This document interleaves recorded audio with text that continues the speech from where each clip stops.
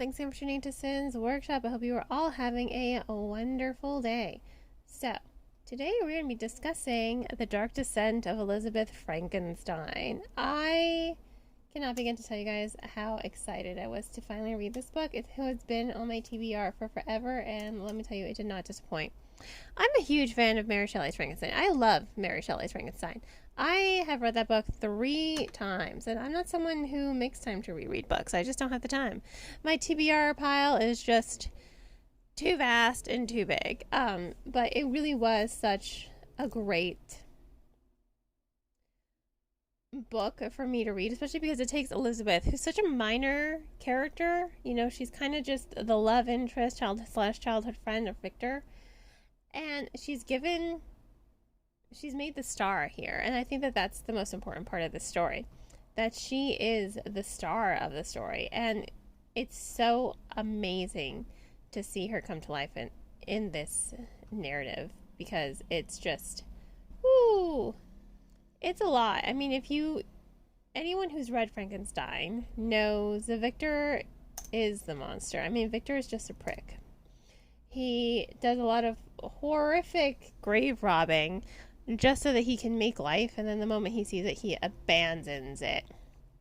So, and then he spends the whole rest of the novel trying to destroy it. Like, of course the monster's mad at him. Like, who wouldn't it be?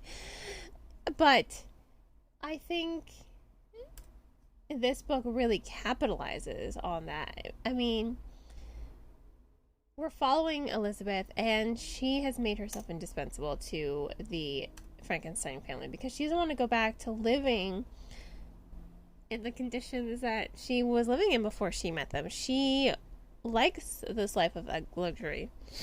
And unfortunately, it is just tied to Victor. So when he goes missing, she's in a panic, because if he's missing, then they don't need her anymore. She was brought in to be his childhood playmate. She was brought in to temper him. So she is on a mission. She's on a mission to find Victor and find out where he is. And what she finds is horrific, honestly. I mean, she finds the notes for the monster. She finds the monster himself. And it's all just so gut-wrenching at times. I mean, honestly, this is a book I think Mary Shelley would be proud of. If she were to read this, she'd applaud White for writing this book and for giving Elizabeth the agency that she needed, you know. And this is a really interesting retelling. I mean, that tension, it continues to rise from beginning to end, and even that ending, it was just like jaw-dropping at times. I was like, oh my god. But it's just such a masterful piece of work. I honestly love this. I can't stress that enough to you guys. I loved this book. And I love the personality. I love the way that Elizabeth is kind of calculating. She is clever. She is smart. She puts the pieces together. Even when she puts them together too late, she still puts them together. And I love the way that she grows throughout the novel from being just kind of like Victor's, sidekick to her own person, her own woman. I love that about her and her journey here. And I also love the side characters. I mean, the monster, he's great. And Mary, the side character, Mary, come on. You cannot tell me that that's not Mary Shelley. I absolutely love the fact that White wrote a character, named her Mary, and if you ask me, that's how I imagined Mary Shelley to be. I think she really captured her persona. I think she captured who the woman behind the work is in this novel.